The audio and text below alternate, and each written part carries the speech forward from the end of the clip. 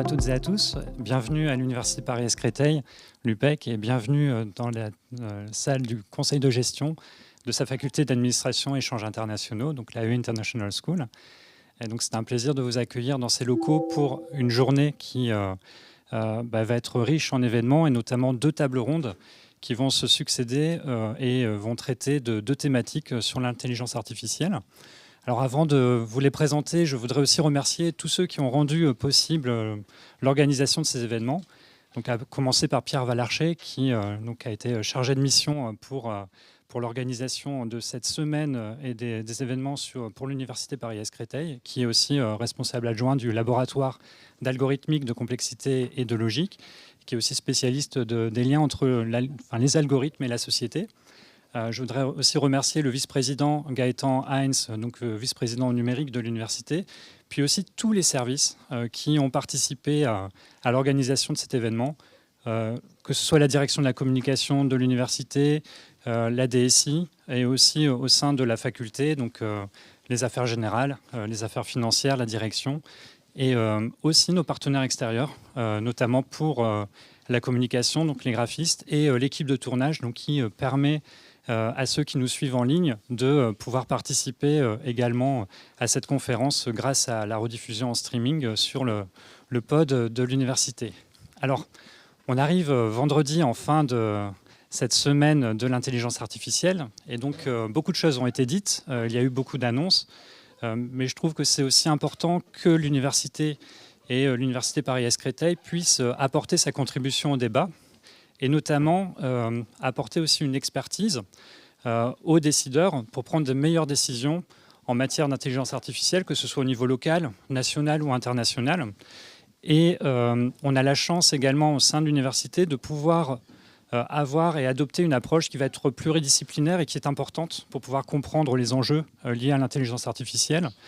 Et dans le cadre de ces tables rondes, nous allons réunir des spécialistes de l'IA, des informaticiens, mais aussi des juristes, des économistes, des sociologues, des membres qui représentent les entreprises et également des chercheurs et qui vont apporter leur expertise, leurs connaissances et aussi échanger sur ce qu'on ne connaît pas encore et les enjeux qui sont liés à ces questions. Parce que d'un certain côté, l'intelligence artificielle, moi j'aurais tendance à dire que c'est une révolution technologique qu'on pourrait presque comparer à ce qui s'est passé avec l'introduction d'ARPANET dans les années 60 et qui a donné naissance à l'Internet. Et donc c'est une transformation qui est en cours de nombreuses pratiques et qui possède des enjeux qui sont vraiment importants. Et c'est aussi important de placer ces évolutions sur le territoire de l'Université Paris-Créteil, qui est celui de l'Est parisien. Et je pense que vous l'avez entendu ou appris dans le courant de cette semaine, mais l'Est parisien, c'est aussi l'endroit où se développe l'intelligence artificielle, et notamment à travers les data centers. Le plus grand data center en France à l'heure actuelle est en Seine-Saint-Denis. Dans le Val-de-Marne, à Valenton, on en a aussi d'autres. Et donc, c'est cette matière première. Sans données, on n'a pas d'intelligence artificielle. Donc, c'est aussi important de voir les problématiques associées à cela. Et donc, l'Université Paris-Créteil, de par sa localisation, est aussi une des parties prenantes de ces développements. Alors, sans rentrer dans les détails, je voudrais simplement introduire les 2 tables rondes qui vont avoir lieu aujourd'hui. Donc, la première va se concentrer sur des questions importantes qui vont sortir du territoire et s'intéresser à la géopolitique de l'intelligence artificielle avec une question de portée aussi importante au niveau européen. Et on va s'interroger pour savoir si l'Europe reste dans la course au développement de l'intelligence artificielle. Et ça va être l'occasion d'écouter des expertises aussi qui sont développées dans des laboratoires de recherche, qui sont aussi pluridisciplinaires au sein de l'université, et notamment l'équipe Transition internationale et entreprise du LIFA, qui est hébergée, qui fait partie prenante de la composante à International School.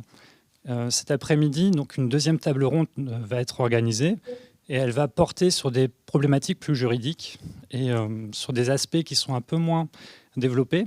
C'est tout ce qui concerne ce qu'on appelle le travail caché de l'intelligence artificielle, c'est-à-dire les petites mains qui sont aussi nécessaires au développement de cette technologie. Et la question qui va se poser, c'est comment protéger ces travailleurs de l'ombre qui sont par contre nécessaires au déploiement de ces technologies.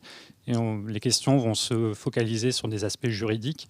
Quel droit est le plus à même de les protéger? Est-ce que c'est le droit français, le droit européen, voire au-delà? Donc ça sera aussi l'occasion de montrer l'expertise qui est développée au sein de la faculté de droit de l'Université Paris-Est-Créteil et de son laboratoire, enfin un de ces deux laboratoires, le MIL. Donc je ne vais pas parler plus longtemps pour introduire cette journée. Donc je vous remercie et j'espère que vous allez participer, assister à de belles tables rondes, mais j'en doute pas.